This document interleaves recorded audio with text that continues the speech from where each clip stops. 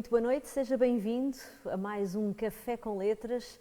Para este café tão especial, convidamos a escritora, ensaísta e investigadora Tatiana Salem Levi. Obrigada, Tatiana, por ter aceitado o nosso convite. Vista Chinesa é o título do livro mais recente, um livro curtinho, poucas páginas, 150 para aí, mas páginas que não nos deixam indiferentes. Falamos aqui de uma situação dramática, traumática, infelizmente vivida por demasiadas mulheres. Boa noite, Daniela. Obrigada pelo convite. É uma alegria estar aqui. Vista Chinesa é um romance curto, mas que foi bastante difícil de escrever e é curto de propósito. Eu quis enxugar o máximo possível.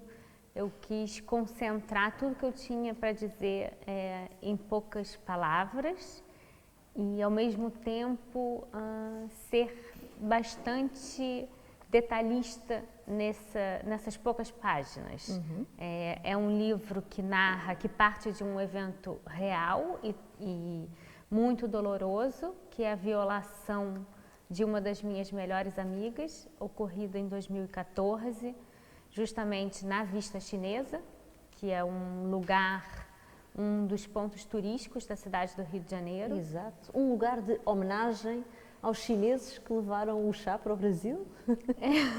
Não exatamente que levaram o chá para o Brasil, não me lembro exatamente da história, mas tentou-se fazer uma plantação ali de chá, que acabou não dando muito certo, mas o local ficou com esse nome, é na subida para o Corcovado, né, onde tem o Cristo.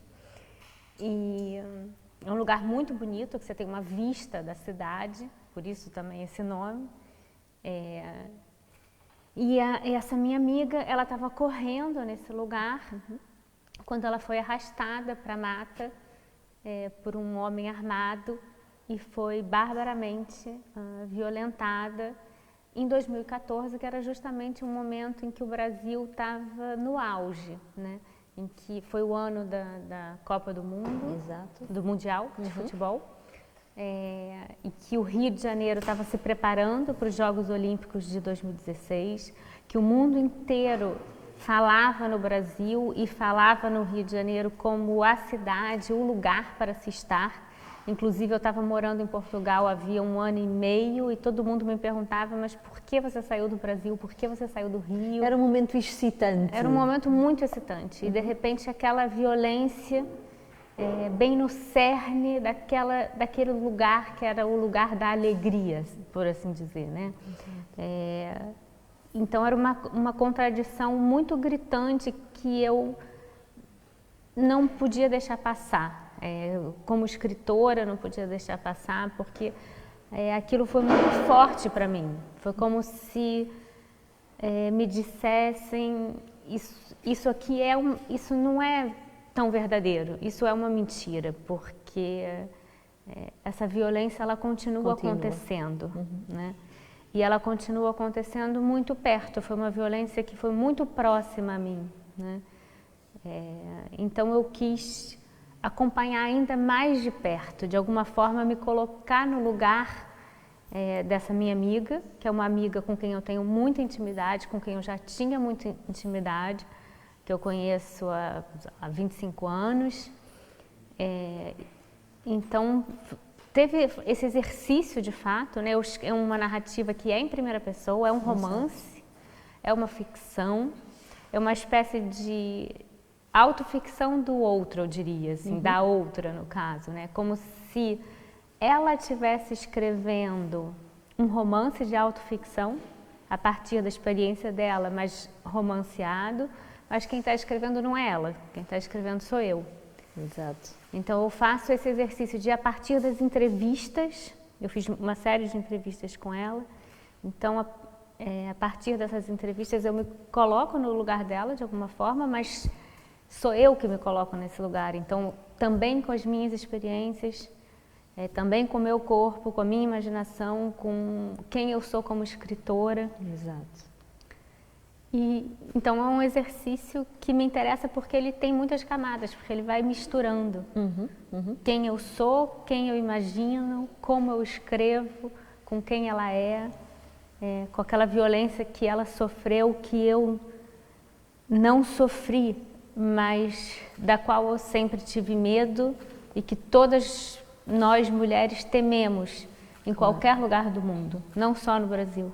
Exato. Aqui em Portugal, na China, no Japão. Um dos aspectos perturbadores deste livro é talvez esta noção com que ficamos de que consegue-se viver, sobreviver, mas nunca superar uma situação destas, nunca se supera completamente.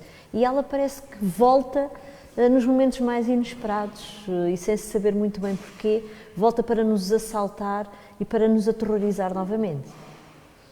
É até bom você usar esse termo assim de sobreviver, porque nem sempre se usou esse termo, né? Para quem é vítima do estupro, da violação, que antes se usava apenas o termo vítima, e foi ali a partir da década de 70, 80, que começou a pensar a vítima de violação como sobrevivente, porque é mesmo isso, essa ideia de sobreviver a uma violação, que é mais do que ser vítima.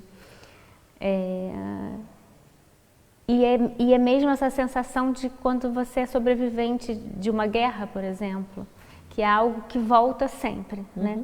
É uma experiência traumática e o trauma ele retorna constantemente, a qualquer momento. Você não escolhe quando aquela memória vai aparecer. Exato. Aliás, nos momentos mais banais do dia a dia, em que nada faria prever que isso voltasse, não é? E isso é próprio, isso é próprio da memória, né? Claro. Eu acho que a memória é quem manda, não somos nós que controlamos a memória, é a memória que manda na gente. Ela que decide quando é que ela vai aparecer e como.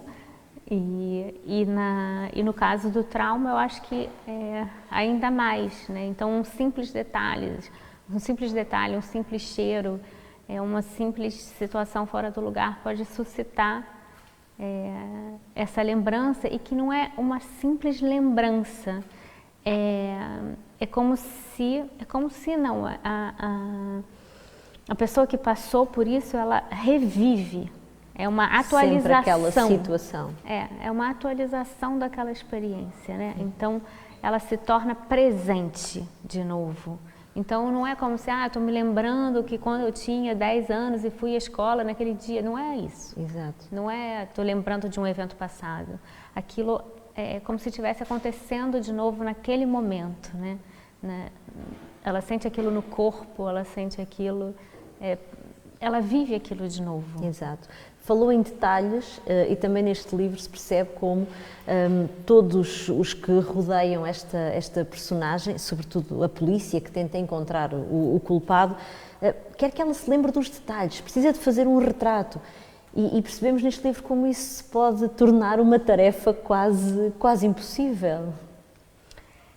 Foi uma coisa que me marcou muito, assim, quando eu fui entrevistar essa minha amiga, a quantidade de detalhes que ela me passou. Então, quando decidi escrever o romance, eu tinha na cabeça a ideia de que eu queria narrar pelas bordas, de que eu não ia fazer uma narrativa frontal, que eu não ia fazer uma narrativa detalhista, que eu não ia narrar diretamente a violação. Mas, de repente, ela começou a me contar com muitos detalhes, como ela não tinha me contado na altura e como ela nunca tinha contado para ninguém, nem na terapia dela, nem para ninguém. Era a primeira vez que ela pronunciava em voz alta todos aqueles detalhes. Então eu pensei que eu não podia ignorar aquilo, né? E que então aqueles detalhes seriam o meu maior desafio como escritora. Eu tive que repensar tudo que eu tinha imaginado como narrativa, repensar a própria estrutura do livro e me dizer que seria o contrário do que eu tinha imaginado, né? Que então eu teria que fazer uma narrativa frontal, encarar aqueles detalhes. Então essa foi a minha decisão, mas ao mesmo tempo eu também sabia que a memória ela trai, ela confunde, Exato. ela borra. Então eu também queria trabalhar com isso e eu também sentia isso no que eu ouvia dela. E aí também tem um pouco as minhas questões como escritora. Eu trabalho muito com a questão da memória, e nos outros livros eu já trabalhava. Então isso também me interessa, os lapsos da memória, os vazios da memória. Então ora ela se lembra de um jeito, ora ela se lembra de outro. E aí eu fui muito pela ideia do retrato falado, né? Que quando ela faz a queixa na delegacia e ela tem que fazer um retrato falado, o retrato falado ele é feito a partir dos detalhes, né? Então para você fazer você faz o todo a partir dos detalhes. Exato. Só que quando você pensa num rosto, é um exercício que eu mesma faço, assim. Quando eu tento me lembrar de pessoas que não estão mais aqui comigo, eu tenho essa dificuldade, porque às vezes eu consigo pensar no todo do rosto, mas se eu tenho que focar nos detalhes, não sei se você já fez esse exercício. Sim, já é mais complicado. Eu não consigo, eu sou incapaz. Exato. Por exemplo, eu já perdi minha mãe há muitos anos e eu consigo fechar os olhos e me lembrar dela. Mas se eu tenho que me lembrar, sei lá, das pestanas dela, do nariz dela sozinho, ou da boca dela, aí eu não consigo. Então, assim, esse exercício dos detalhes, ele começou a me interessar muito pela dificuldade que isso traz. E o retrato falado, ele só funciona a partir dos detalhes, ele não funciona a partir do Exato. todo. Então, eu fiz uma narrativa que ela própria é assim, né? Ela é fragmentada, ela parte desses detalhes para construir o todo. Mas, ao mesmo tempo, ela tem essa coisa meio borrada, né? Porque é muito difícil você conseguir descrever o detalhe. Pormenor que provavelmente fará também muita diferença. Aqui a polícia está muito interessada em procurar o culpado. Estamos a falar de uma jovem branca de classe média alta. Provavelmente, se pertencesse a outra classe social e se tivesse outra cor da pele, se calhar este interesse e esta tentativa de encontrar rapidamente o culpado, se calhar acabava por se esvair rapidamente. Ou se calhar não. Infelizmente, com certeza. Primeiro que, infelizmente, enfim, a gente vive numa sociedade ultra machista, então as mulheres no geral quando chegam na delegacia, tudo bem que hoje em dia a gente tem as delegacias de mulher e que normalmente são, elas têm um outro tipo de acolhimento, mas também estão longe de serem perfeitas. Mas de forma geral, quando você chega à polícia, a mulher ela passa rapidamente de vítima para ré, né? Então que roupa você estava usando, onde é que você estava no lugar errado. Então tem sempre uma forma de fazer com que a mulher se sinta culpada pelo crime do qual ela é vítima, né? E não um ré. Então isso é número um. Assim, é muito difícil você conseguir simplesmente mostrar que você foi vítima de um crime. E depois você realmente conseguir que a polícia investigue, ainda por cima um caso desses que foi um desconhecido passando numa floresta, que é uma coisa absolutamente improvável de você, numa cidade como o Rio de Janeiro, num país como o Brasil, sem nenhuma prova, sem ter deixado nada, nenhuma impressão digital, nada, sem você conseguir nada disso. É tão improvável que você vá conseguir prender esse homem, obviamente. Se fosse uma pessoa de outra classe social ou outra cor de pele, a polícia não iria atrás. Já não vai atrás já não iria atrás nem se falasse que é que foi dentro de casa, que foi o marido, que foi o pai, que foi o primo, já. Infelizmente, por isso há muitas subnotificações, né? São muitos casos de violações no Brasil e grande parte delas não são notificadas. Claro.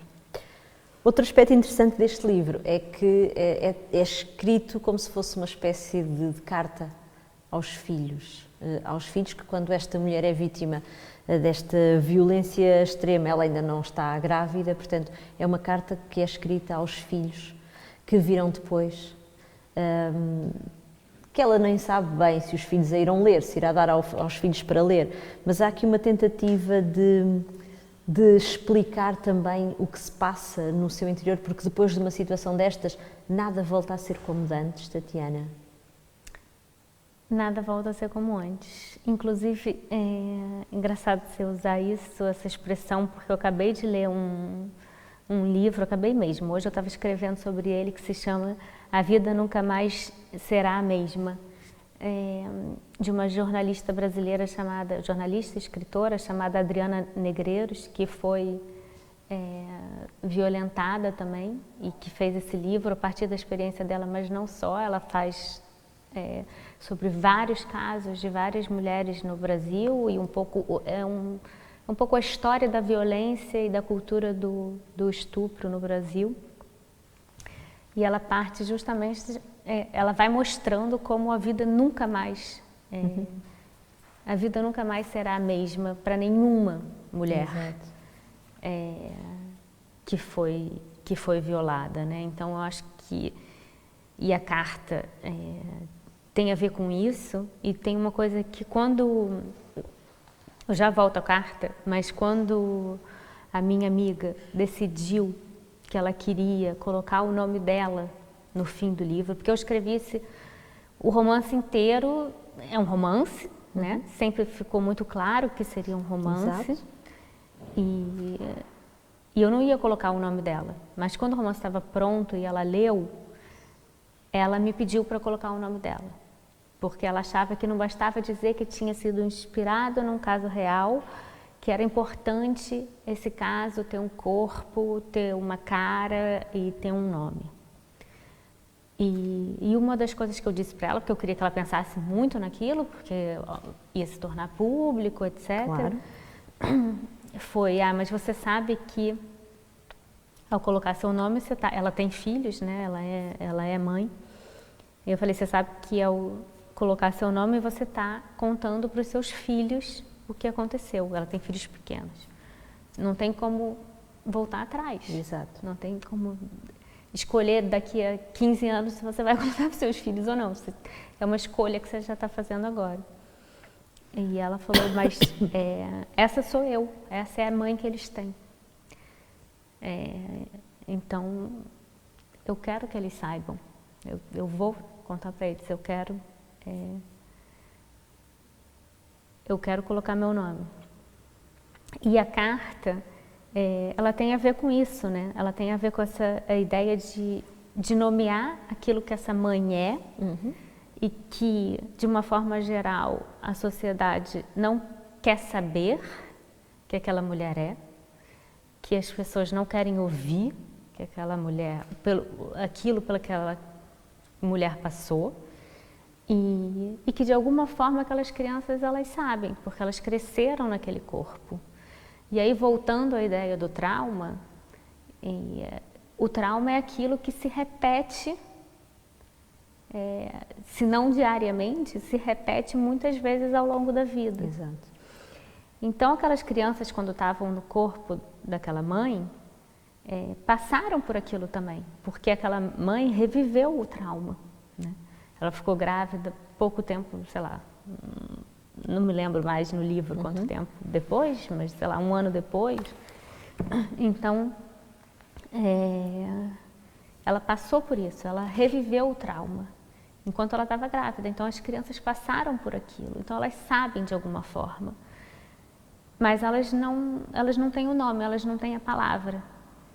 E, sobretudo para quem escreve, a palavra é fundamental. A palavra é quem faz as coisas de fato existirem. Né? Exato. Então, se você não tem a palavra, as coisas elas estão numa ordem fantasmagórica.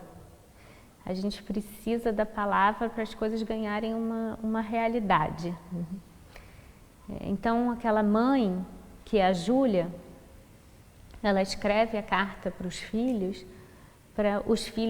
terem um material, eles serem sujeitos da própria história. Essa história não ser um fantasma do passado, exato, mas serem, porque aquela história é a história deles também. Exato. Né? É a história da mãe deles, então também é a história deles.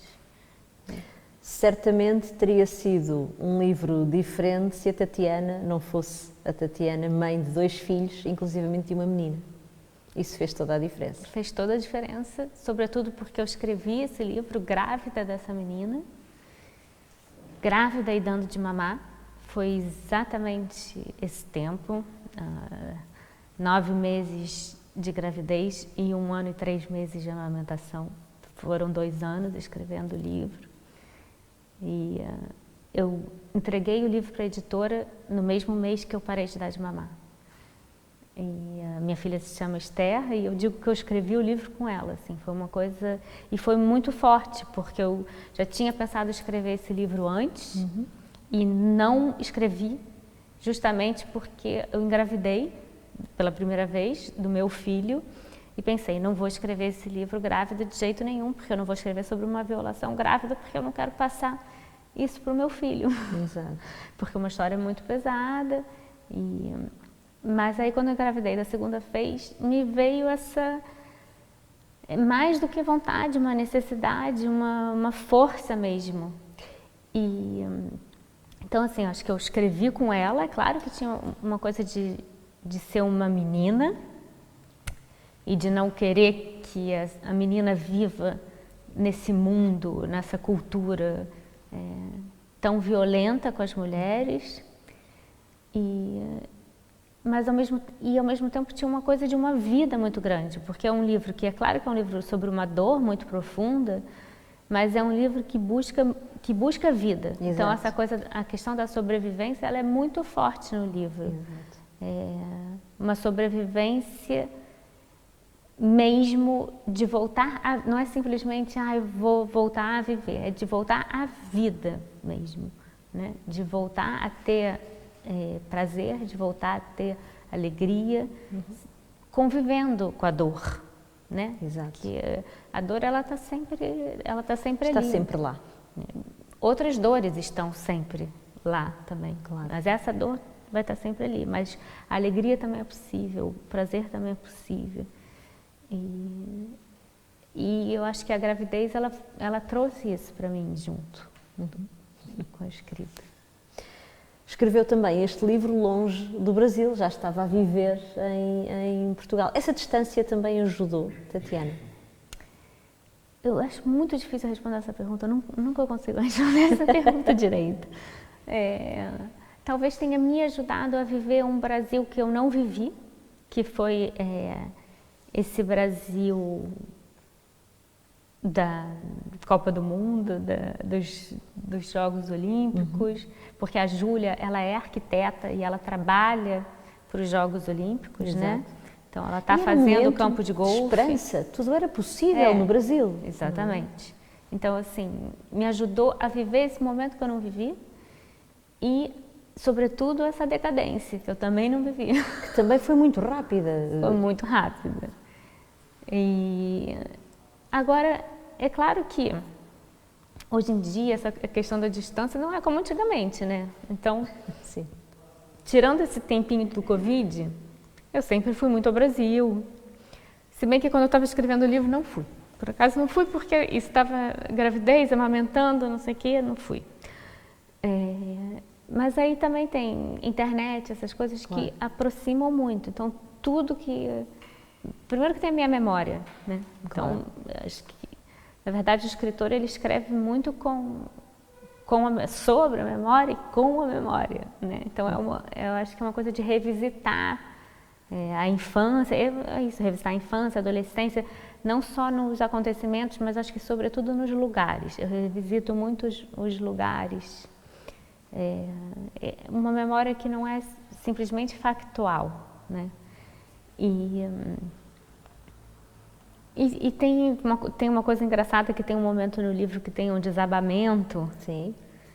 E que foi uma ideia que me veio assim na cabeça. Falei, vou colocar isso tudo para desabar numa tempestade. Quem mora no Rio sabe que tem sempre essas tempestades. Mas pronto, era uma coisa que de repente eu quis fazer. E estava escrevendo, no meio da escrita, eu falei, vou pesquisar aqui na internet para poder colocar mais uns detalhes lá da própria vista chinesa, né? Da vista chinesa, da Floresta da Tijuca e tal. Aí quando eu coloquei, eu descobri que 6 meses antes tinha acontecido exatamente aquilo que eu tinha acabado de inventar. O Brasil é impressionante, que a gente não consegue inventar nada, porque a realidade é muito melhor do que ultrapassa a ficção. Mas, falar nisso, esteve recentemente no Brasil. Que país é que encontrou? Olha, assim, um país muito mais triste, sem dúvida alguma. Muito mais triste, muito mais pobre, mais violento, mas também, por conta do Covid, ainda muito mais fechado, né? E eu também fiquei mais fechada, né? Mais em bolhas. Exato. Então é mais difícil, assim, eu dar uma opinião concreta. Porque eu também não circulei tanto quanto eu circularia normalmente, né? Eu fui mesmo para questões pessoais, matar a saudade de amigos e familiares, sobretudo, assim, que eu não via já há muito tempo. Mas foi surpreendente o ambiente que encontrou? Não foi surpreendente, porque hoje em dia é tão difícil surpreender. A gente vê tudo na internet, fala com as pessoas sempre. Então, é difícil surpreender porque eu acompanho diariamente, porque eu leio jornais, porque eu falo com as pessoas que estão lá. Então, nada é propriamente uma surpresa, porque eu já fui sabendo para onde eu estava indo, o que eu iria encontrar, né? Então, não é... Como é que, e até porque também escreve em jornais, crítica, mas como é que explica que Bolsonaro tenha conseguido conquistar o eleitorado e tenha conseguido ser presidente do Brasil? Bom... Daria uma bela ficção?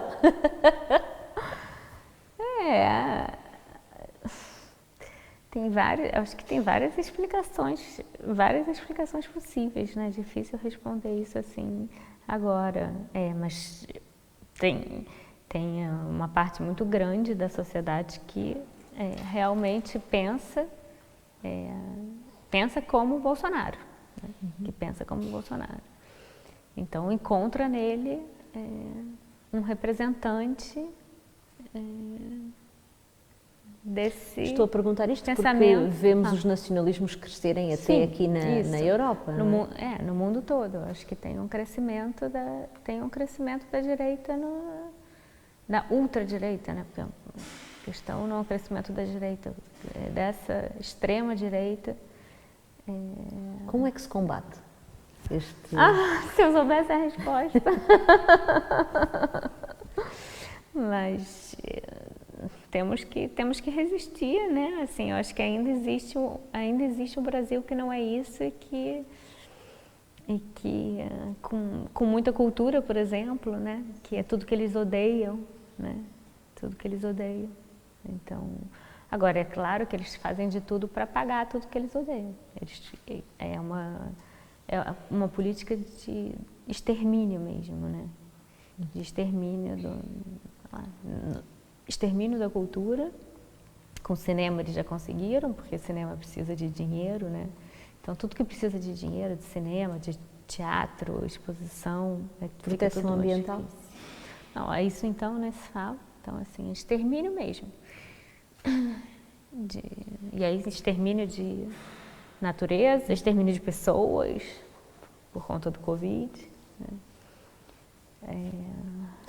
Assustador. Tatiana nasceu em Lisboa e foi criança para o Brasil e há poucos anos resolveu vir viver para cá. Podemos saber porquê, Tatiana? Um motivo muito simples, porque meu marido é português. Isso foi há 9 anos. Era muito fácil vir para cá. Eu gostava da ideia de vir para cá. Ele tinha uma filha de 7 anos, para ele era muito difícil ir para lá.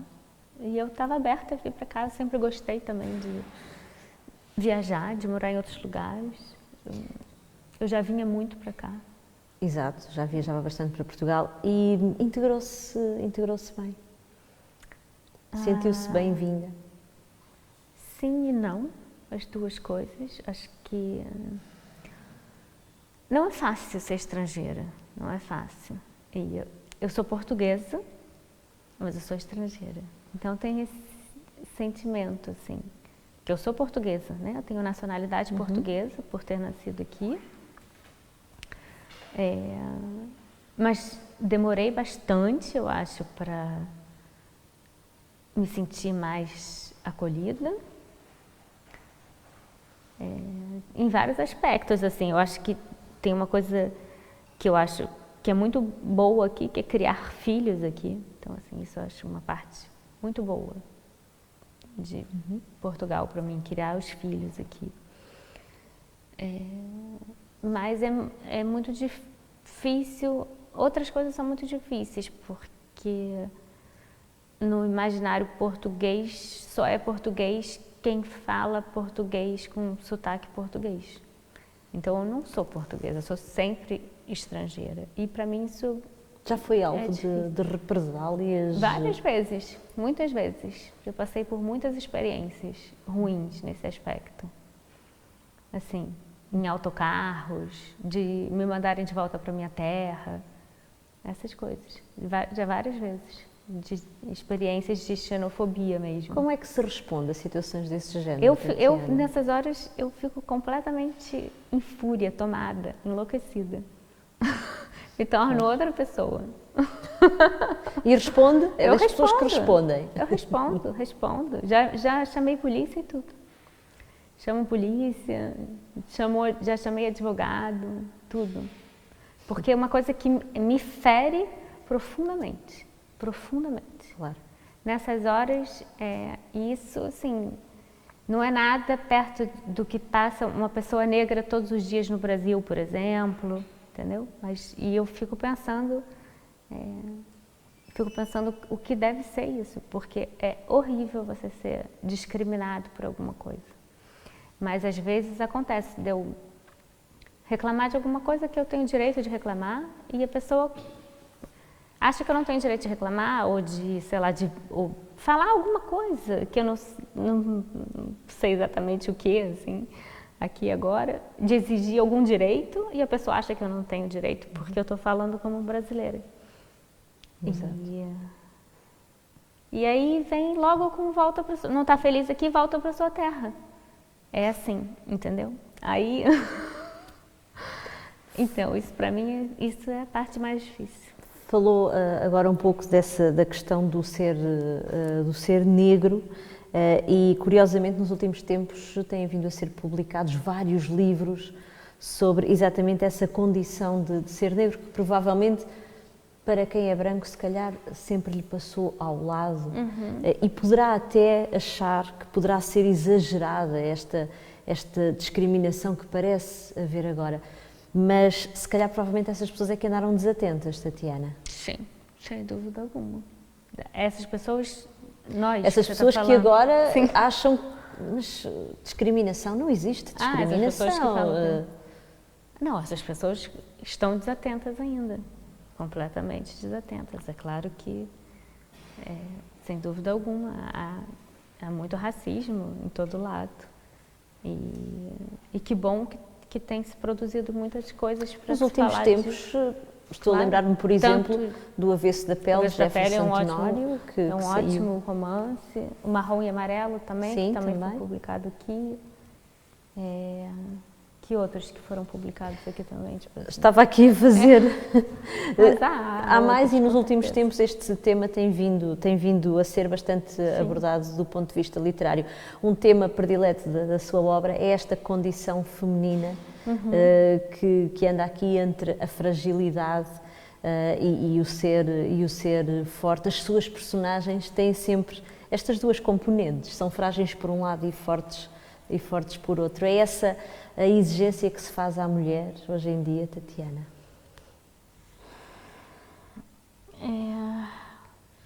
Não sei exatamente que exigência que você faz. A mulher é difícil, assim, generalizar. Eu acho que isso aí é como eu me sinto. É como eu me sinto, eu, Tatiana, assim. É claro que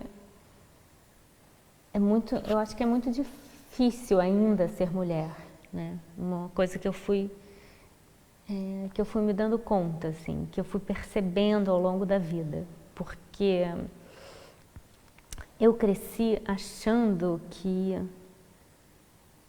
as mulheres já tinham, que eu não teria que fazer nada, que as mulheres já tinham conquistado os seus direitos, que o feminismo já tinha feito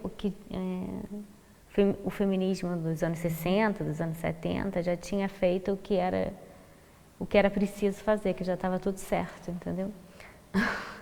Que as mulheres já trabalhavam, que não eram só... Porque eu cresci com uma mãe que trabalhava, não era só meu pai que trabalhava, minha mãe até trabalhava mais do que meu pai. Então, eu via todas as mães dos meus amigos trabalhavam, então eu achava que estava tudo ok. E eu demorei muito para entender que não, né? Que as mulheres continuam ganhando menos do que os homens, que tem toda a questão da violência sexual, que tem muitas coisas ainda, que as mulheres ainda trabalham muito mais dentro de casa do que os homens.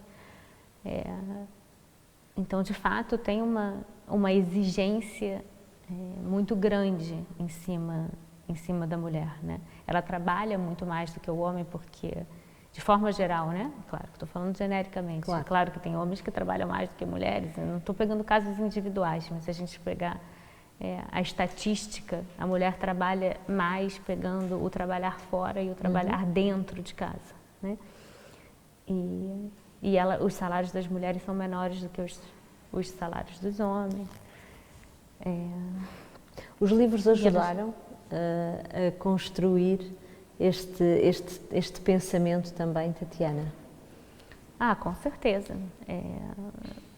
Primeiro porque eu só sei existir escrevendo os meus livros, né? Assim, acho que a existência que eu construía não é que eu só existiria, que eu sempre lembro daquele livro do Rilke, do Cartas a um Jovem Poeta, que ele manda o jovem poeta se perguntar se ele morreria, se ele parasse de escrever, se ele não escrevesse, né? E se a resposta for sim, então ele é um escritor. Exato. Algo assim, né? Sim. Se a resposta for não, então para ele desistir da literatura.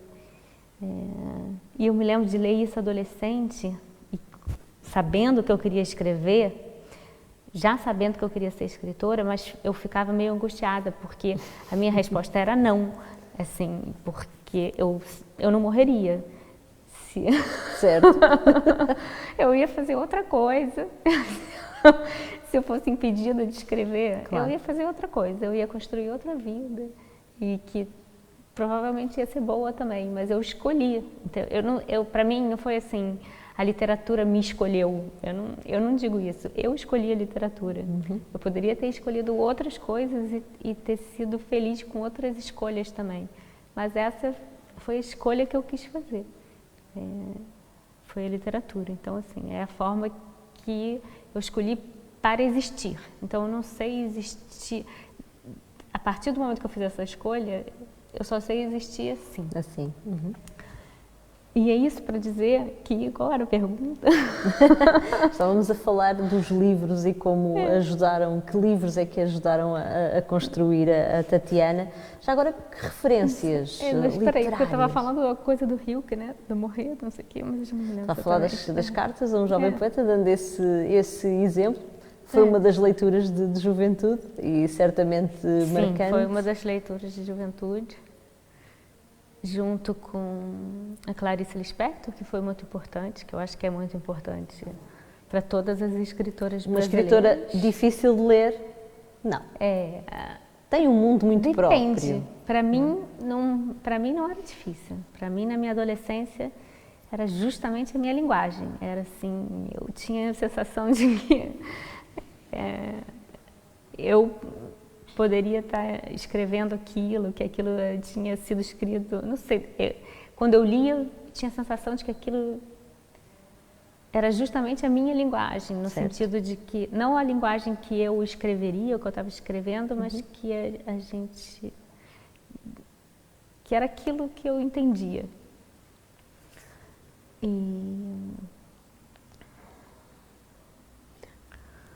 Mais outras escritores? leituras? Muita literatura francesa, assim também. O Camus foi bastante importante. Depois, tinha uma época que eu lia muita geração do Sartre, Simone de Beauvoir, e o Camus, esse pessoal. Certo. E depois eu até, inclusive, fui estudar literatura francesa na faculdade.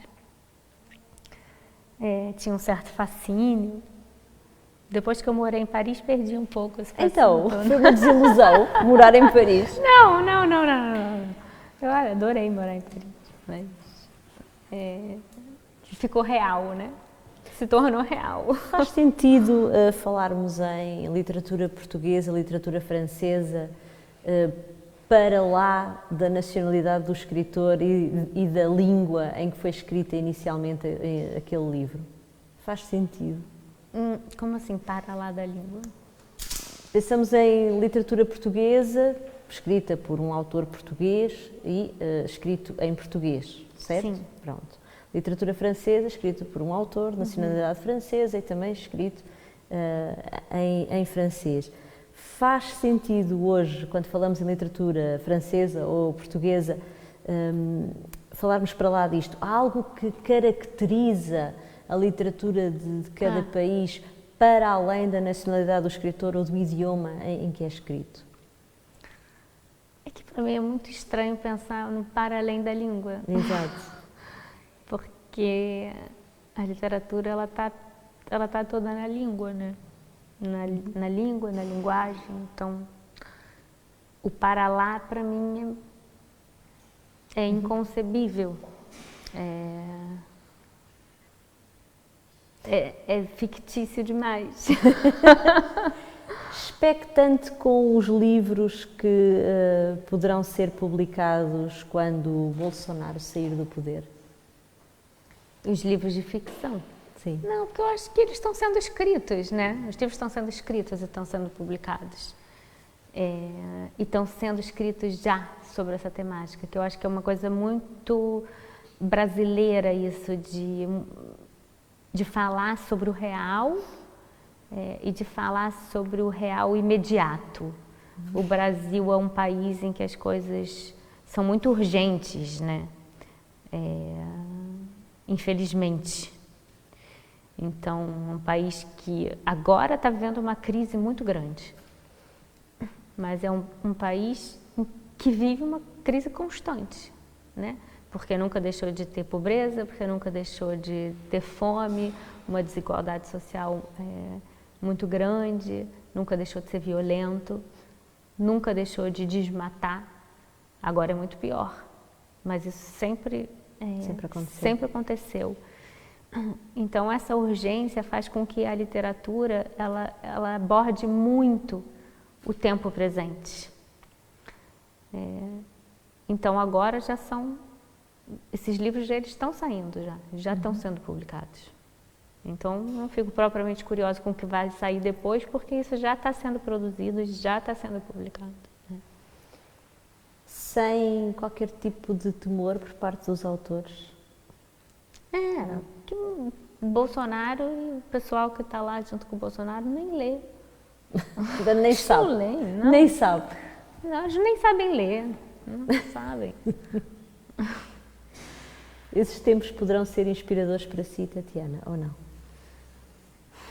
Olha, essa ideia de que tempos sombrios são inspiradores, não sei, agora estando nos tempos sombrios, eu não acredito nisso. Eu prefiro tempos mais alegres. Sinceramente, prefiro escrever em tempos alegres. Eu nem gosto dessa ideia de que tempos sombrios são Podem bons ser para matéria produzir. ficcional. Eu não gosto dessa ideia, porque é como se de alguma forma a gente pudesse justificar ou pudesse, né, tipo, pelo menos a partir disso virão grandes obras. Não, acho que não vale a pena, né? Então, nem sobre estes tempos de pandemia. Também não. Também não. Não, também não. Já houve tantas pandemias, a gente não precisa estar passando por essa.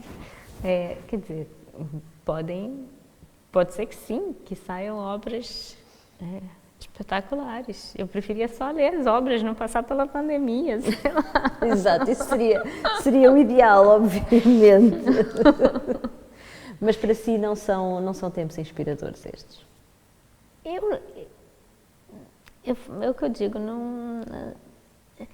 não é que eu não vá escrever sobre isso, mas eu não gosto de dizer que sejam tempos inspiradores. Tudo que eu vivo, de alguma forma, entra naquilo que eu escrevo, né? Então, se eu estou vivendo tempos sombrios, esse aspecto vai acabar entrando naquilo que eu estou escrevendo, de uma forma ou de outra. Pode não ser diretamente, mas entra no que eu estou escrevendo. Mas você não vai me ouvir dizendo que esses tempos me inspiram, porque não me inspiram. Não. Tatiana, este livro, Vista Chinesa, até foi publicado primeiro no Brasil, antes de ser publicado cá, e já começa a conhecer várias traduções. Alguma reação mais surpreendente para a Tatiana que este livro tenha provocado? Bom, foram várias reações. Por enquanto saiu só no Brasil e em Portugal. No ano que vem que vai sair em outros países. Mas assim, eu realmente recebi muitas mensagens. Recebo ainda muitas mensagens. As redes sociais têm isso, né, que aproximam os leitores dos autores. E como é um livro que parte de uma história real e que é um livro forte pelo tema, e eu recebo muitas mensagens, sobretudo de mulheres, mas também recebo de homens, algumas que passaram por essa violência, por esse tipo de violência, e a grande maioria que não, na verdade, mas que se identifica de alguma forma, né? Porque também é um livro que fala que é um livro sobretudo sobre a violação e sobre a sobrevivência, mas também vai passando por outras questões muito do corpo feminino, né? Então tem a gravidez, tem o parto, tem a questão, sobretudo no Rio de Janeiro, dessa exigência de você ter um corpo belo, de você ter que fazer muito exercício, que é que esse corpo belo é um corpo magro, é um corpo, essa ditadura desse corpo. Então tem vários aspectos assim do corpo feminino, assim. Então... E a sua amiga, o que é que lhe disse quando leu o livro? Ela não disse uma coisa, porque a gente se fala quase todos os dias. Então, foram muitas coisas, inclusive a primeira matéria que saiu sobre o livro foi uma entrevista com nós duas, né? Foi a única vez que ela deu uma entrevista, na verdade. Mas a gente fez, ela topou fazer isso uma primeira vez, depois ela saiu de cena, digamos assim. Mas eu acho que foi um processo muito importante para ela, assim, de várias etapas. Uma de falar muito abertamente sobre o que aconteceu, de falar anos depois, porque isso aconteceu em 2014 e as entrevistas foram em 2018. Então, porque em 2014, quando aconteceu, ela falou muito sobre o assunto com as pessoas que estavam à volta dela. Exato. Mas depois, ninguém nunca mais voltou ao assunto. E eu me dei conta disso quando eu estava entrevistando. Eu até perguntei isso para ela na altura. Ela falou, não falo sobre isso com mais ninguém. Ninguém me pergunta mais, eu não falo mais sobre isso. Porque depois que passa, as pessoas não vão ficar lá voltando, cutucando. E aí, como é que você está sobre aquilo? Você ainda pensa nisso? Ninguém fala mais. E eu me dei conta que nem eu, que eu também não falava mais. Né? Que eu só voltei a esse assunto quando eu quis fazer o livro. Mas que para ela era importante, que aquilo acontecia todos os dias com ela. E era importante falar disso. Que era muito importante falar. E que, então, esse processo para ela de falar foi muito importante. E de falar como ela não tinha falado. Então, essa foi a primeira etapa. E depois, a segunda etapa, que foi falar publicamente. Que foi colocar o nome dela, depois dar a cara dela, dar uma entrevista para um jornal grande, colocar fotografia. Ela é diretora agora é uma diretora na HBO, mas antes ela era diretora na Globo. Então, pronto, ela sabia que a cara dela ia aparecer, etc. E aí ela recebeu um monte de mensagens, então claro que isso foi reviver aquilo tudo, né? Não foi fácil, não foi fácil. Acho que foi difícil, mas que foi importante, foi importante. Falar é importante, eu acho que tem uma coisa, um sentimento assim de conseguir colocar para fora, e tem um sentimento que para ela era importante, para cada mulher é de uma forma, né? De sentir que está fazendo alguma coisa com aquilo, né? De que está deixando de ser apenas individual, de que ela está conseguindo fazer algo para além do individual. Exato. Está conseguindo agir coletivamente, né? E esse coletivamente é politicamente de alguma forma também, porque fazer com que outras mulheres se reconheçam nessa história, que outras mulheres não se sintam sozinhas, que outras mulheres consigam denunciar, consigam falar, consigam não se sentir culpadas.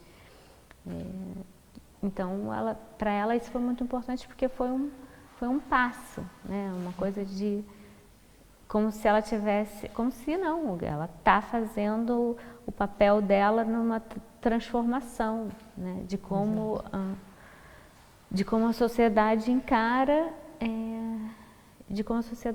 esse crime, porque é um crime, né? Do qual essas mulheres são vítimas, não são culpadas. É curioso porque a própria personagem de vista chinesa, a determinada altura, o que a faz efetivamente apresentar uma queixa na polícia é exatamente pensar que poderá, desta forma, estar a evitar que outras mulheres sejam vítimas, porque por ela não queria mais pensar sobre este assunto e continuar dentro do possível com a sua vida. E percebe-se que este é o argumento fulcral para que ela apresente uma queixa. Sim, porque eu acho que tem uma coisa que... claro que cada mulher vai viver isso de uma forma. Mas eu tenho a sensação, e acho que ela também tem essa sensação, de que prender o homem, prender o culpado, claro que por um lado, fazer a justiça, né? A justiça das leis, mas subjetivamente não muda a dor dela, né? Não altera a dor. Ela não vai sentir menos dor porque aquele homem está preso, né? E sabendo como é a polícia no Brasil, sabendo como é a polícia no Rio de Janeiro, sabendo o que significa entrar com uma queixa, ter que fazer reconhecimento, ter que passar por tudo que ela passou, sabendo que aquilo é muito difícil e por se tratar de uma violência que é muito íntima, tem todo esse aspecto da intimidade, né, do corpo. É muito comum as mulheres também não denunciarem, preferirem, né? Então acho que num primeiro momento ela, de fato, ela disse que ela própria, isso foi baseado na experiência dela, né? Então esse aspecto do romance foi baseado na história dela, de dizer não vou dar queixa porque eu não quero ter que passar por isso tudo. Eu agora quero resolver a minha vida. E resolver a minha vida não passa por prender ninguém, porque prender o cara que fez isso não vai aliviar a minha dor. Exato. E passar por todo esse processo vai me causar mais dor. Mas foi nesse momento que de repente ela se deu conta, mas ele conhecia aquela floresta, ele sabia o que ele estava fazendo. Ele já tinha feito, com certeza ele já tinha feito isso antes. E se ele já tinha feito isso antes, ele vai fazer isso outras vezes. E aí sim, isso é um motivo maior, isso dá um impulso de tipo, eu não quero que outras mulheres passem pelo que eu passei. Exato. Como foi escrever o primeiro livro, Tatiana? O meu primeiro livro? Exato. A Chave de Casa? Exato, A Chave de Casa. Que está editado em Portugal também. Está editado em Portugal, mas agora já não se encontra, porque... Talvez nesta biblioteca se encontre, penso. Na biblioteca, pode ser. Como foi? Já faz tanto tempo. Em que aspecto? Como é que surgiu este primeiro impulso de passar de leitora para escritora, mas passar deste desejo ou desta afirmação para algo mais concreto, que é ver-se diante do computador ou da folha em branco, não faço ideia, como é que costuma escrever? Computador. E, ok, sou escritora, vou escrever um livro. Como é que foi esta luta com o ecrã, digamos assim? Bem, eu já escrevia muitas coisinhas, né? Digamos assim. Claro, ninguém começa a escrever um romance sem antes escrever muitas coisinhas. E contos e coisas avulsas, etc. E eu segui vida acadêmica durante muito tempo, comecei muito jovem. Então, sei lá, estava no doutoramento nessa altura do romance, sei lá, devia ter uns 26 anos. E estava cada vez mais empenhada em escrever ficção e estava começando a ficar cansada da vida acadêmica. E então eu tinha essa história, que era a história da minha família, que é uma família de judeus sefaradis, que foram expulsos de Portugal. Minha família era de Portugal mesmo, e que saiu daqui com a Inquisição e foi para a Turquia e viveu lá durante alguns séculos, falando ladino, né, que é meio português, meio espanhol daquela altura, e passou a língua de geração em geração, e não só a língua, como passou a chave da casa de Portugal, de geração em geração, na esperança de um dia voltar para Portugal. A minha bisavó chamava o filho mais novo de meu Portugalzinho. E depois os meus avós, tanto do lado da mãe quanto do lado do pai, saíram da Turquia, de Esmirna, e foram para o Brasil. Isso nos anos 20. Nos anos 20 o pai da minha mãe, nos anos 30, final dos anos 30 o pai do meu pai. E foram para o Brasil muito por conta da língua. Bom, foi uma altura, foi na altura que a Turquia virou Estado laico e tal, a questão do exército, etc. Muita gente saiu, procura de uma vida melhor, E no Brasil se falava português. Então, para eles era muito mais fácil do que, por exemplo, ir para os Estados Unidos. Então, foram para o Brasil fazer uma vida melhor, fizeram uma vida melhor. E muitos anos depois, durante a ditadura militar no Brasil, os meus pais, que lutavam contra a ditadura e que foram perseguidos e viveram clandestinamente durante alguns anos, terminaram por se exilar em Portugal. Exato. Então, a terra que tinha expulsado eles, depois os acolheu politicamente, já depois da Revolução dos Escravos. E eu nasci aqui. Então, é uma narrativa boa demais para não ser contada, não ser fixada. Sim, mas uma coisa é termos uma boa história. Depois, o passo seguinte é mas o passo seguinte não é anterior. Uhum. O passo seguinte é anterior, porque aí eu já adolescente, já rabiscava muito, já escrevia muito e já sabia que eu queria fazer isso. Só que eu só escrevia contos e histórias. Eu escrevia muitos fragmentos, muitas coisas assim fragmentadas. Mas eu não tinha uma história maior para contar. Então, assim, eu já escrevia. Eu já tinha publicado alguns contos, inclusive.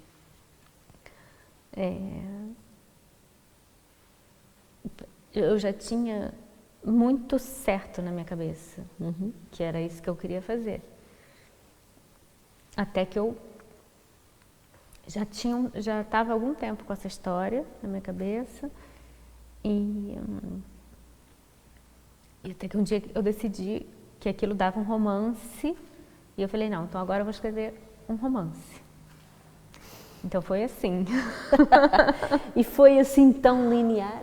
Não, nada que eu faça é linear. Pronto, também me parecia que seria difícil ser assim linear. Embora eu tenha um profundo desejo de linearidade. É muito engraçado, porque todos os meus romances, eu começo escrevendo um romance linear em terceira pessoa. E termino sempre por escrever um romance fragmentado em primeira pessoa ou numa multiplicidade de vozes. Primeira, segunda, terceira, misturando as vozes e tal. Mas eu não sei o que eu tenho aqui dentro, que eu tenho esse desejo obscuro aqui de escrever um romance realista em terceira pessoa, linear, mas... Então eu insisto, todas as vezes, eu sento para escrever, mesmo a Vista Chinesa, foi assim, eu comecei a escrever um romance em terceira pessoa, linear. E o que é que dá a volta? É alguma personagem ou é mesmo... Não sei, vai ficando ruim, vai ficando ruim, vai ficando ruim. Aí tem um momento que eu falo, não, peraí, deixa eu ver aqui, e se eu escrevesse em primeira pessoa? Aí começa a escrever em primeira pessoa e vai melhorando. E se eu desse uma quebradinha aqui? Aí vai melhorando. É quem eu sou, na verdade. Eu acho que a escrita ela tem que se aproximar de o máximo possível de quem a gente é. E eu não sou linear. A escrita tem que se aproximar daquilo que o escritor é. Eu acho que sim. Porque senão soa falso. Exatamente. E o leitor sente isso. Eu ia usar a palavra verdadeira. Então, e o leitor sente isso? O leitor sente isso, claro. Na hora. Talvez isso não seja verdadeiro para todo escritor. Então, eu não vou generalizar assim. Acho que alguns escritores podem funcionar de outra forma. Eu não vou falar pelos outros, porque eu não sei como cada um funciona. Claro. Mas comigo é assim. Se eu não me aproximo muito de mim, o texto é muito falso. É péssimo, entendeu? Eu não sei disfarçar nesse aspecto. E claro que se aproximar de mim não é se aproximar necessariamente da minha vida, ou se aproximar dos meus fatos. Tanto que, Vista Chinesa, eu me aproximei de uma outra pessoa. Claro. Né? Não é a minha história, é a história de uma outra pessoa. Mas na hora de escrever eu tenho que me aproximar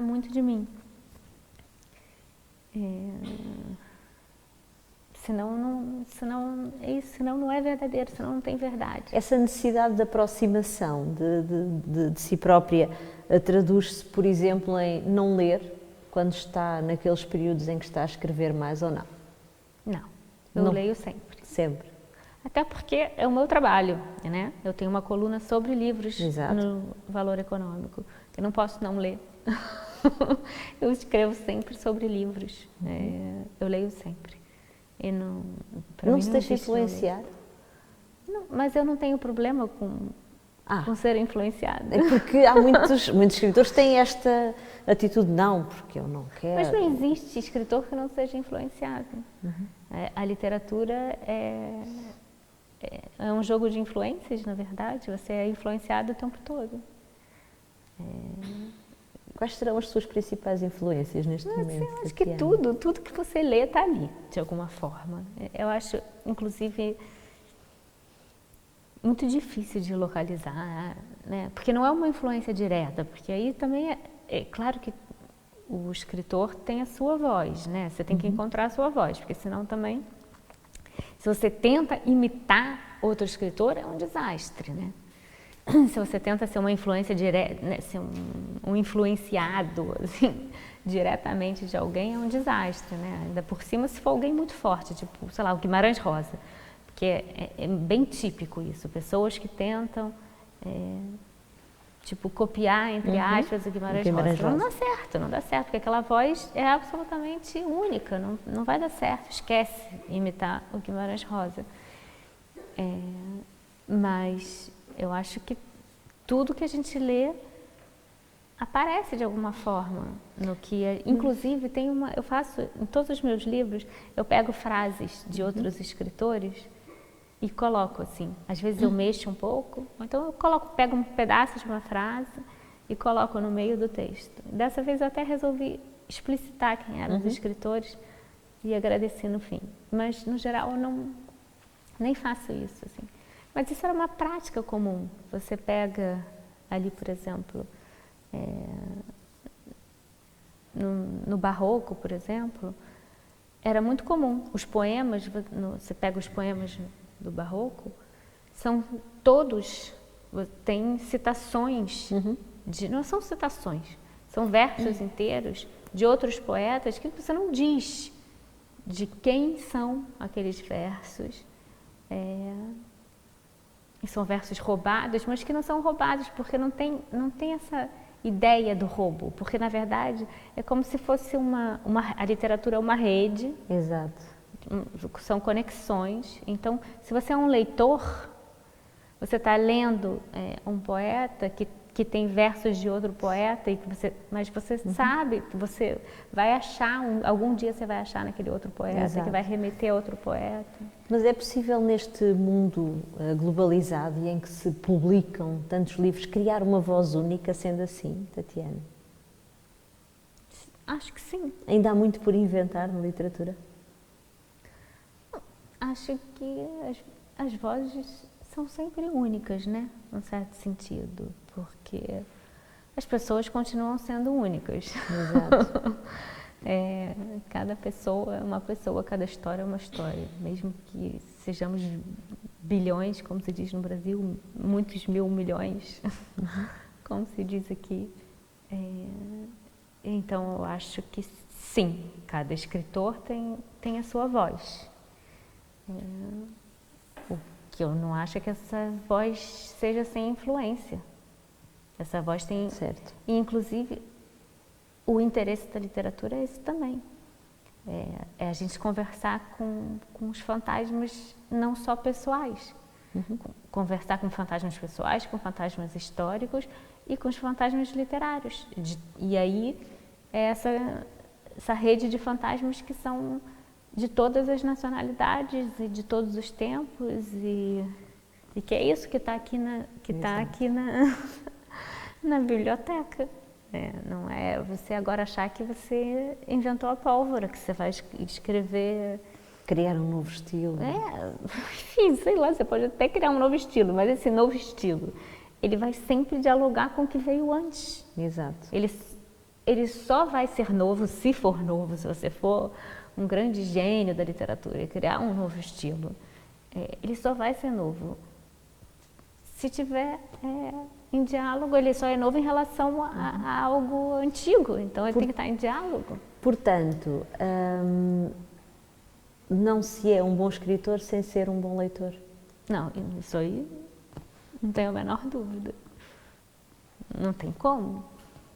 Qual o interesse de você ser um bom escritor sem ser um bom leitor? Eu não consigo nem entender qual é o interesse de você querer ser um bom escritor se você não ama, em primeiro lugar, ler. E ler muito. Na minha cabeça, alguém só quer escrever se, em primeiro lugar, ele ama ler. Se você não ama ler, é porque você quer escrever. Enquanto crítica, o que é que procura num bom livro? Para si, o que é um bom livro? Porque muitas vezes os leitores de crítica, às vezes, mas como é que é possível? Se calhar não lemos o mesmo livro.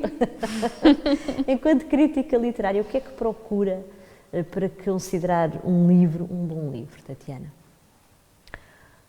Olha, o que eu faço na minha coluna, em particular, é uma coisa que é uma mistura entre crítica e crônica.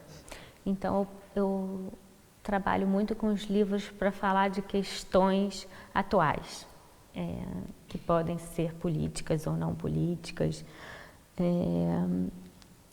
Então, varia muito, mas nesses casos podem ser questões temáticas. Agora, se eu for fazer uma crítica de um livro, se for só crítica, não foi isso que eu faço, que é uma mistura de crítica com crônica, aí eu vou estar muito mais interessada na linguagem do livro, na estrutura do livro, muito mais do que no tema.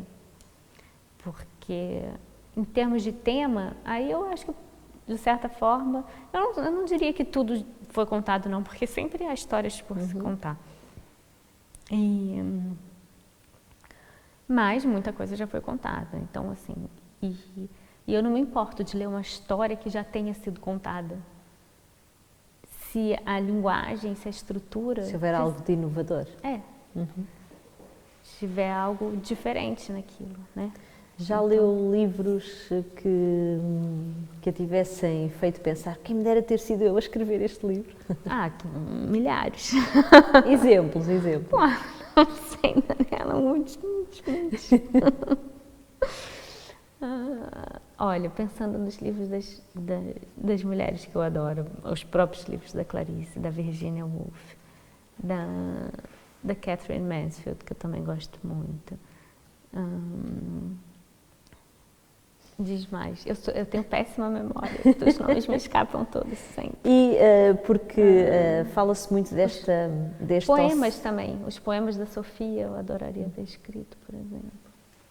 Fala-se muito deste oceano que nos separa, Portugal-Brasil, e que é grande, e parece que também que há uma distância entre o que se vai publicando em Portugal e o que é que se vai publicando no Brasil. Se algum editor nos estiver a acompanhar neste momento, que livros é que considera fundamentais que se publiquem cá?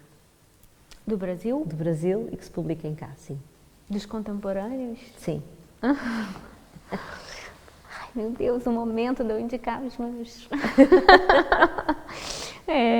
Não, mas até que tem se publicado bastante coisa. São muitas das coisas que eu indicaria já foram publicadas, até como O Avesso da Pele e O Marrom Amarelo, que a gente falou. Sim. Então vamos lá, dos contemporâneos. Tem o Bernardo Carvalho, que eu gosto muito, que já é sempre publicado. A Giovana Madaloso foi publicada agora também, gostei bastante. Tem um livro da Paloma Vidal que eu gostei muito, que não foi publicado aqui, chamado Pré-História, que trabalha muito com o pessoal e o político, pegando as primeiras eleições ali, 89, e depois o impeachment da Dilma, e a história de uma relação e a separação, que é bem interessante. Achei muito bonito. Minha memória é muito ruim. Não faz mal, vamos nos... Tem o livro da Cláudia Lage, que ganhou o Prêmio São Paulo de Literatura, que não saiu aqui, que é agora vem a minha memória, um corpo interminável. Um corpo interminável. Que é muito interessante, sobre mulheres grávidas. Não é só sobre isso, mas pronto, podemos dizer mulheres grávidas torturadas na ditadura militar. É um romance que é muito bonito também, muito forte. Tem muita coisa. já temos aqui alguns exemplos. Por que é que acha que não há uma aproximação maior, apesar de já termos vindo aqui a publicar alguns autores brasileiros e também, certamente, no Brasil isso acontece com autores portugueses, mas a que é que acha que se deve esta distância? Parece-nos que às vezes estamos um pouco de costas voltadas. Porquê? Porquê, né? Eu ainda não tenho uma resposta, assim. Eu acho que tem uma dificuldade do português ler o brasileiro e do brasileiro ler o português, pela questão da linguagem mesmo. A dificuldade não, uma resistência. Dificuldade nesse sentido, assim. Acho que os portugueses não gostam de ler português do Brasil, não tem problema em ouvir a música, em, sei lá, ver um filme, ou ver uma novela, ou etc., mas tem resistência em ler a literatura. E a mesma coisa acontece no Brasil. Mas eu acho que isso seria superável, né? Acho que isso seria superável. Por exemplo, até quando eu vim morar aqui, eu tinha uma certa dificuldade de ler as traduções, ler literatura portuguesa, nunca tive nenhum problema, ao contrário, estou mais do que habituada desde muito cedo a ler literatura portuguesa. Mas ler as traduções para o português de Portugal, eu achava sempre meio estranho. Mas depois eu me habituei e pronto, hoje em dia moro aqui. Tem essa preocupação quando escreve, Tatiana? Tenho preocupação em escrever português do Brasil. Escrevo português do Brasil, mas de vez em quando solto umas coisas de português de Portugal, né? Porque eu já estou aqui há muito tempo. Aí algumas eu deixo, mas outras eu falo, não vou deixar porque está esquisito. Aí tiro. Mas acho que tem essa resistência. Depois eu acho que tem uma coisa que não tem uma política efetiva para isso, como você tem os livros de língua espanhola, que circulam, né? Então você publica um livro na Espanha ou você publica um livro na Argentina e ele vai circular nos outros países também, né? Então os outros países estão acostumados a ler um livro que é traduzido, sei lá, pode ter sido traduzido no México e ele vai ser lido na Argentina ou ele vai ser lido na Espanha e ele vai circular. Aqui não tem circulação, né? O livro é publicado no Brasil e depois ele é publicado em Portugal. E se ele não for publicado em Portugal, você não vai conseguir comprar, ou você vai conseguir comprar a preços elevados em determinadas livrarias. Então, assim, eu acho que não tem uma política de incentivo, o que é triste. Eu acho muito triste, porque de fato devia se unificar mais, né? Não sei se, entretanto, alguma das pessoas aqui presentes quererá colocar alguma pergunta à Tatiana. Já agora, também convido aqueles que nos acompanham através das redes sociais, se tiverem alguma questão, a deixarem na escrita no Facebook. Já começamos então aqui por esta senhora. Não sei se a senhora precisa de algum microfone para colocar a questão ou não, mas pronto, vamos a isso. Força, pode. Boa noite. Tatiana, gostei imensamente do seu livro. Parabenizo, né, você e Joana por colocarem esse tema que normalmente é sonegado, né? E eu acho que você encontrou o tom exato para narrar essa história. Eu confesso que quando eu comecei a ler o livro, como o evento aparece logo no início do livro, eu fechei o livro e falei, não, eu vou precisar ler esse livro em 3 dias, porque eu não vou conseguir ficar muito tempo com esse assunto na minha mão, né? Então eu fiquei pensando, quando você falou que levou a gestação e mais a amamentação escrevendo o livro, tendo em vista a sua relação com a personagem, né, a pessoa que sofreu a violação, eu queria te perguntar como foi ficar tanto tempo, quer dizer, você conseguiu ter o distanciamento do escritor para ficar tanto tempo com o assunto na mão, ou foi meramente uma questão da vida prática, dos seus outros afazeres, e aí realmente não... eu só queria entender como você conseguiu ficar tanto tempo com o assunto ali todos os dias. Não, então, como eu falei, eu tenho que me aproximar muito, então não posso ter distanciamento. É o contrário, na verdade. Se eu me distancio daquilo que eu estou escrevendo, não vai ficar bom. Então, eu tenho que chegar muito perto daquilo que eu estou escrevendo. Então, eu convivi mesmo com isso nesses 2 anos. É claro que não era o tempo todo, mas convivi muito. Pensava muito nisso, às vezes isso me perturbava, me incomodava, pensava em momentos que eu não queria pensar, me deixava triste.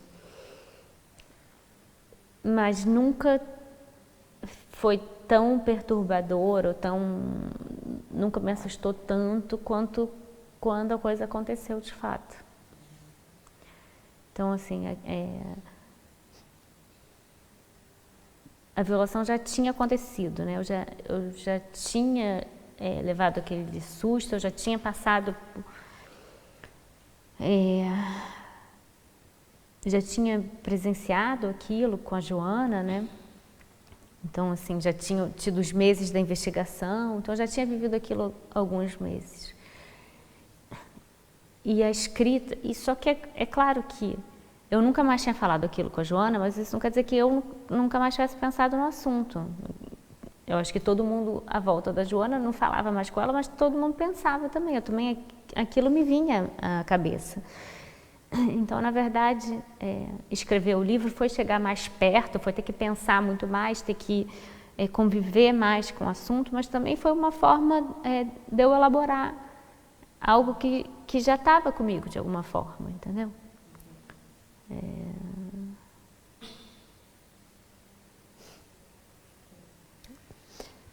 Também penso que gostaria de colocar uma questão. Obrigado. Boa noite. Na verdade, 2. Eu li o livro há algum tempo, né, e foi uma ótima experiência, né, ter conhecido essa obra.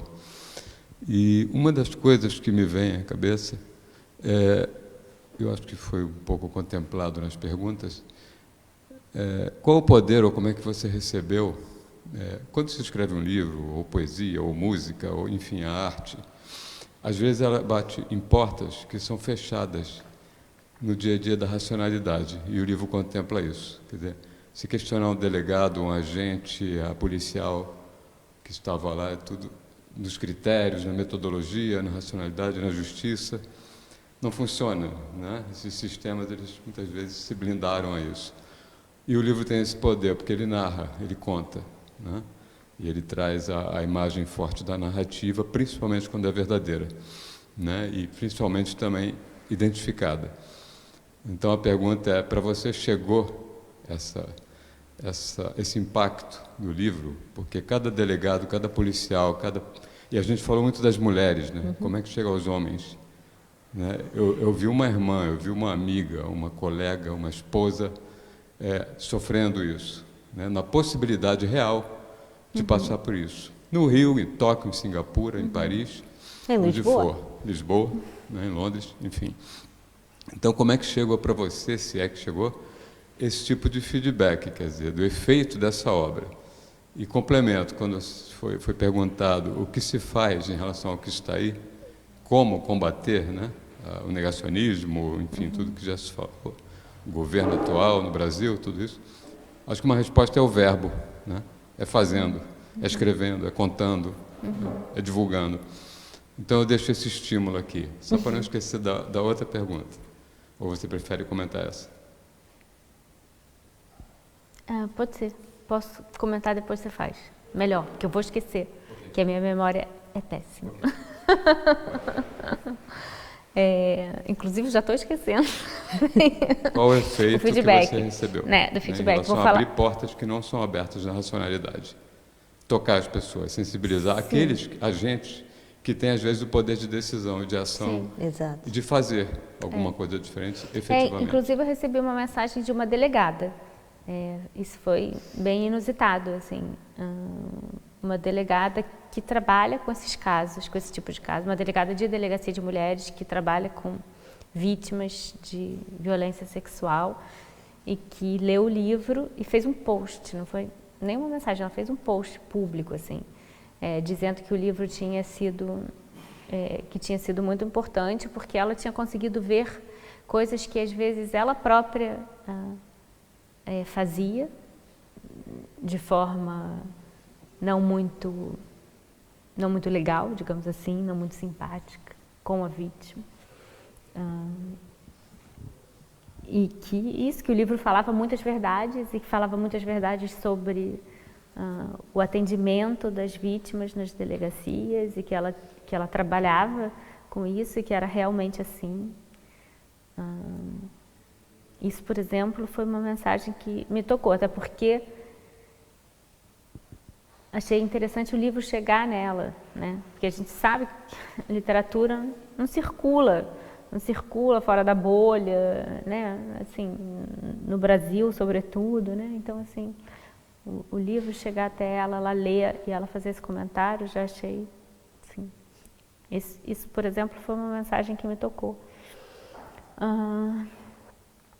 E depois alguns comentários, aí você falou dos homens, por exemplo, que também é interessante. Eu gosto de receber comentários de homens, porque eu acho que é um livro que tem que ser lido pelos homens. A violência é um problema de todos.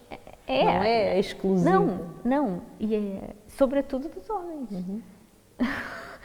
Sim, nós é que sofremos, mas a verdade é que os homens têm que ler os livros. Tem que ler esse livro para entender o que eles fazem, né? Claro. E teve um homem que me disse, que fez um comentário que eu achei muito bom, que ele falou que o livro tinha sido muito bom para ele, para entender um pouco essa dor da mulher, que é inimaginável para ele, mas que ele não conseguia se colocar tanto no lugar da mulher quanto ele conseguia se colocar no lugar do homem. Não no sentido de que ele conseguia se imaginar, não que ele fosse fazer aquilo ou que ele quisesse fazer aquilo, mas que ele, como homem, leu o livro, fazia com que ele conseguisse imaginar o que o homem é capaz de fazer, né? Então, assim, conseguia estar ali naquele lugar daquele homem, se projetar ali naquele lugar, que não é um lugar que ele vai estar ou que ele queira estar, mas que não sei se eu não estou conseguindo falar tão bem quanto ele falou, mas que eu entendi exatamente, assim, o que ele estava querendo dizer. E que eu pensei, é isso, os homens têm que ler esse livro para entender o que os homens fazem, do que eles, né? Que eles, não só para entender a dor da mulher, mas para entender a violência. Exato. Tem outra questão. Sim, obrigado. A outra questão, obrigado pela resposta, acho que fecha um pouco da percepção que eu estava tendo. Eu estava nos Jogos Olímpicos em 2016, trabalhando inclusive no Rio, sou carioca. Sou engenheiro civil e sanitarista, trabalho com saneamento, né? Favelas, toda essa temática. E você contempla no livro lá esse contexto, né? Que é um contexto grandioso, né? De multimídia, monstruoso, de grandes acontecimentos e tal, e que mexeu com o Rio naquele período. Com dados, inclusive, você coloca lá alguns dados tal, que a gente conhece, né? Das verbas envolvidas e das questões políticas. E eu não sei, a minha percepção é se isso teve um certo acaso ou houve uma intencionalidade, porque quando se coloca esse contexto, né, de um evento teoricamente perfeito, né, grandioso, maravilhoso, para uma cidade maravilhosa, e os bastidores, o que acontece no dia a dia, a realidade também colocado, tem um contraponto com a opção, quer dizer, a história vivida pela vítima, né, de não conviver com uma imagem também perfeita de arquiteta profissional bem-sucedida, classe média alta, morando na Zona Sul, caminhando na vista chinesa, botar uma pá de cal no que aconteceu, esquecer o que aconteceu e viver a minha vida, porque agora eu tenho filhas e tenho um marido e tenho uma vida reconstruída, né? Ou não, ou contar isso e fazer. Quer dizer, eu estou botando aqui um contraponto, ponto a ponto, entre um cenário Rio Jogos Olímpicos 2014 e 2016, no período, né? E esse microcosmo, né, da vítima, também contrapondo ali, não fazendo a opção de manter a imagem perfeita, a boa vida segue e esquecemos isso e contando. Quer dizer, houve alguma intencionalidade nesses dois microcosmo e macrocosmo? Desculpa, eu fiquei um pouco perdida na pergunta. Vou precisar que você faça de novo.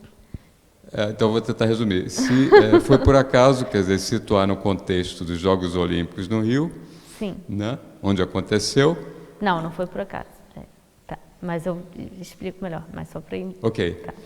E a narrativa do fato acontecido em si, né, da vítima, fazendo uma opção, né, entre também uma vida perfeita a prosseguir e tal, ou ir na profundeza, analisar, contar e divulgar e falar para todo mundo e tal, e enfim, é isso. Essa última parte que eu não estou conseguindo entender. Se tem uma analogia intencional entre essas duas coisas... Entendendo? Sim, se há aqui uma intenção em pegar, aparentemente, em alguém que tem uma vida perfeita, não é? Privilegiada. Como o Rio, cidade maravilhosa, exatamente, portanto, fazendo uma analogia com a cidade que vivia este momento também de apogeu, não é? E de grande otimismo, e com este acontecimento e a divulgação deste acontecimento que vem não só, lá está, a dar a cara a algo tão forte e também, no fundo, acabar por denegrir esta imagem de eventual perfeição quase paradisíaca e também a imagem de perfeição desta classe média alta branca, não é? Seria uma analogia. Claro. A cidade que opta por se manter perfeita e divulgando a imagem da perfeição, e a pessoa que opta por se investigar e a fundo e trazer isso e trazer essas entranhas, né, e se resolver de outra forma. Não foi. Nem tinha pensado nisso, você que está pensando aí agora. Os leitores conseguem surpreender. Não foi nada intencional. Só foi intencional, pronto, que fosse ali naquela altura e que ela trabalhasse e que ela estivesse implicada nessa reconstrução da cidade, né? Mas eu não tinha pensado nessa coisa de que ela também faz parte dessa... porque essa coisa dela fazer parte dessa classe média branca perfeita, não sei o quê, como a cidade perfeita, entre aspas, isso veio junto com a Joana, né? Ela faz parte dessa classe média branca, né? Então foi algo que eu não questionei, né, nesse sentido, e que eu também não quis mudar, né? Porque até teve algum momento que eu pensei pelas questões todas, mas pronto, pode ser que falem, mas ela é branca, classe média, privilegiada, não sei o quê, mas isso aconteceu com essa pessoa, sim, pronto, isso também acontece Exato. Né? Isso acontece, também é importante mostrar que isso acontece com qualquer uma, né? De qualquer classe, de qualquer cor, em qualquer situação. Mas eu não, então também foi algo que eu parti daí. Então eu não pensei nessa analogia que você está pensando, entendeu? Eu só pensei que eu queria que ela tivesse implicada nessa reconstrução da cidade, porque eu acho que ainda é mais violento, né? Que é uma coisa de que ela está reconstruindo a cidade e ela é violentada nesta e por, num certo sentido, por essa cidade que ela está reconstruindo, né? E aí eu tinha uns amigos, tenho uns amigos que fizeram, uns amigos homens, né, não tem nada a ver com ela, que de fato ganharam esse concurso e fizeram o campo de golfe. A gente vai roubando, o escritor vai roubando as coisas, né? Tem que se ter muito cuidado quando se está ao pé de um escritor. E que fizeram esse campo de golfe das Olimpíadas. Trabalhei. Hã? Eu participei, trabalhei lá. Você também trabalhou no campo de golfe? Jogos Olímpicos. Ah, nos Jogos Olímpicos. E aí eu pensei, pode ser bom, porque eu posso entrevistá-los e pegar informações dos detalhes. Foi o que eu fiz. Entrevistei um deles e peguei informações para poder escrever essa parte toda da construção do campo de golfe. Enquanto eu estava fazendo, eu também fui me dando conta de que era interessante, porque o campo de golfe, na verdade, ele tem essa coisa de uma natureza completamente domada, domesticada, lisinha, perfeita. E que é o oposto daquela mata da vista chinesa, onde ela foi violentada, né? E que é justamente essa tentativa de domesticação da natureza que não dá certo, né? Essa coisa desse ideal, dessa perfeição que não dá certo. E depois fica ali aquele campo de golfe. E depois fica ali tudo que foi feito para os Jogos Olímpicos, né? Então, isso foi intencional. E é claro que teve uma coisa era uma arquiteta que estava fazendo aquilo, mas eu também não podia deixar que ela aceitar que ela fosse inocente em relação àquilo, porque nenhum arquiteto minimamente inteligente poderia ser inocente em termos de pensamento, em relação ao que você estava fazendo, né? Todo mundo era minimamente crítico também, né? Já se via, né? Não era aquela, que maravilha, não. As pessoas que pensam sabiam que havia uma tragédia anunciada ali, né? Tá? Tatiana, muito obrigada por ter aceitado o nosso convite. Segunda-feira há legados saramaguianos na Biblioteca de Carnaxide, com Carlos Reis e José Luís Peixoto. Carlos Reis, estudioso, especialista na obra de José Saramago, comissário das comemorações do centenário do Nobel de Literatura, que começaram na passada terça-feira, dia 16. José Luís Peixoto, autor, já com vasta obra publicada, várias vezes convidado deste Café com Letras, vencedor do Prémio Literário José Saramago, ele que também escreveu um romance, autobiografia, onde Saramago também por lá aparece, por aquelas páginas. A não perder esta sessão, já na próxima segunda-feira, às 9h30 da noite, na Biblioteca de Carnaxide, com transmissão, obviamente, nas redes sociais das bibliotecas. Café com Letras regressa dia 10 de dezembro e desta vez vamos juntar nesta sessão uma boa conversa com o bibliófilo Alberto Manguel, agora a viver em Lisboa, mas vamos também juntar aqui a degustação de algumas das receitas dos lugares imaginários, receitas estas que fazem parte do mais recente livro do bibliófilo publicado no nosso país. Vai ser certamente uma boa conversa e talvez também uma boa ceia. É dia 10 às 9h30 da noite. Muito obrigada, bom fim de semana.